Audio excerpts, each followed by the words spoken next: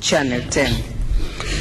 Rais wa Jamhuri ya Muungano wa Tanzania Dr. John Pombe Magufuli leo amewaapisha wajumbe wa kamati maalum ya pili ya wachumi na wanasheria itakayochunguza mchanga wenye madini ulio katika makontena yaliyopo maeneo mbalimbali hapa nchini. Tupate taarifa zaidi. Mimi Butamo Kasuka Philip hapa kwamba nitatekeleza wajibu na majukumu yangu yote kama mjumbe wa kamati kwa uaminifu, kwa ukamilifu na kwa uwezo wangu wote. Walioapishwa ni mwenyekiti wa kamati hiyo Profesa Nehemia Eliakimu Osoro na wajumbe wake ambao ni Profesa Longinus Kiaruzi Rutasitara, Dr. Oswald Joseph Mashindano, Bwana Kasmiri Sumba Kiuki, Bwana Andrew Wilson Masawe, Bwana Gabriel Pasco Mlamalata, Bwana Usaje Bernard Usuvisye na Bi Butano Kasuka Philip.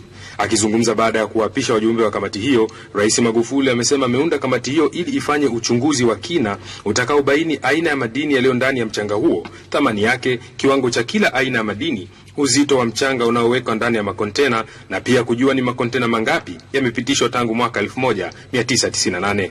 Rais Magufuli amesisitiza kuwa wakati umefika kwa Tanzania kunufaika na rasilimali zake na kwamba serikali haiwezi kukubali madini yaendelee kuondoka bila kuleta manufaa kwa wananchi. Lazima pia mkafanya analysis ya kujua, je, makontena mangapi yalikuwa yanapita kila mwezi?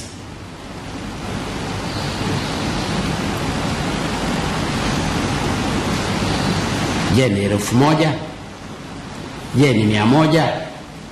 Kwa sababu wapo wengine watasema yako 150 kila mwezi, kwa mwaka yalikuwa yanapita zaidi ya 2000. Wengine watazungumza kwa mwaka yalikuwa yanapita 3000. Mtapata hizo data zote pale. Ahadi yangu kwako na kwa Watanzania ni kwamba kazi hii tutaifanya kwa uaminifu mkubwa na kwa uadilifu mkubwa, kwa kuangalia maslahi ya taifa yanasema nini.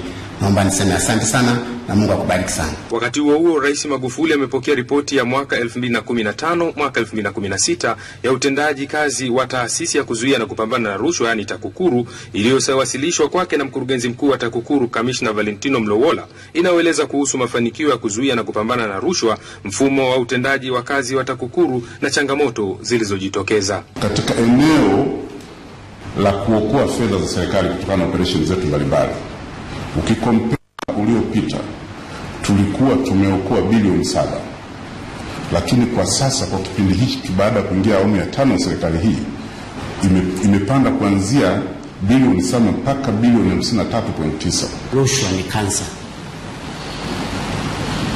na nchi nyingi zimeshindwa kuendelea kwa sababu ya rushwa, na rushwa tukiendeleza tutakwama.